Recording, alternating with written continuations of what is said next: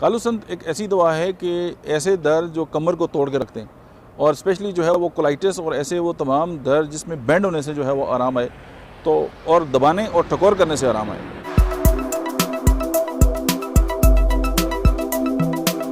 बिस्मिल्लाहिर्रहमानिर्रहीम, अस्सलाम वालेकुम। मेरा नाम डॉक्टर अहमद एजाज़ है और आज हम होम्योपैथिक थेरेपेटिक्स के सिलसिले में जिस दवा के बारे में बात करेंगे उसका नाम है कालूसंत।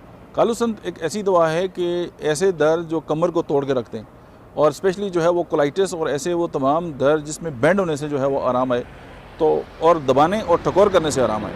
तो ये सारी जो मोडेलिटीज़ मैंने आपके सामने रखी हैं वो कालूसंत की है।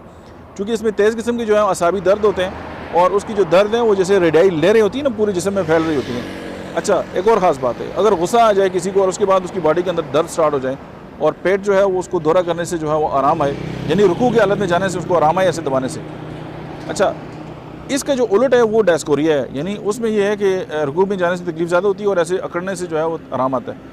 अच्छा, खाना पीना जो है उससे भी ये है कि इसकी जो दर्द है उनमें जो है वो इजाफा होता है। इसमें जो है वो न्यूरल्जिया है, उसके बाद जो है वो ओवेरियन अगर सिस्ट है, अच्छा डिप्रेशन है और मतलब एक ऐसा पेशेंट जो डिप्रेस है और जायलेस है, यानी उस मतलब है कि उसके अंदर कोई खुशी है ही नहीं है और वो हर वक्त जो है वो डिप्रेशन की जो गड़ा है उसमें घिरा होता है, तो फिर भी जो है वो कालूसंत के जो माइंड सिम्टम है वो ये बताते हैं कि आप उसको वहाँ पे प्रिस्क्राइब कर सकते हैं।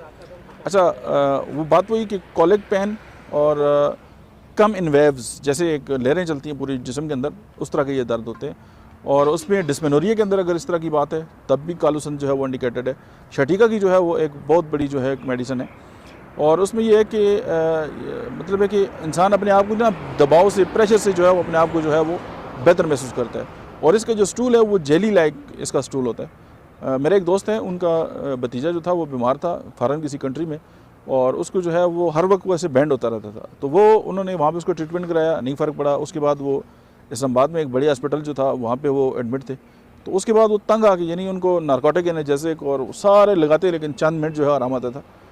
तो वो आए तो जाते हुए उनको उनके जहन में आ गया कि चलें मुझसे बात कर लेते हैं। तो मैं गया तो वो अपनी जो गाड़ी की फ्रंट सीट है ना उस पर ऐसे बैंड हो रहा था, तो सिर्फ कालूसंत जो है वो उसकी एक मैंने उनको मेडिसिन दी। तो मैंने कहा आप, मैंने देखा कि मैं ऊपर आ गया, मैंने कहा आप इस तरह करें, थोड़ी देर तक वेट करें और ऊपर आ जाए, मैं आपको बाकी मेडिसिन देता हूँ।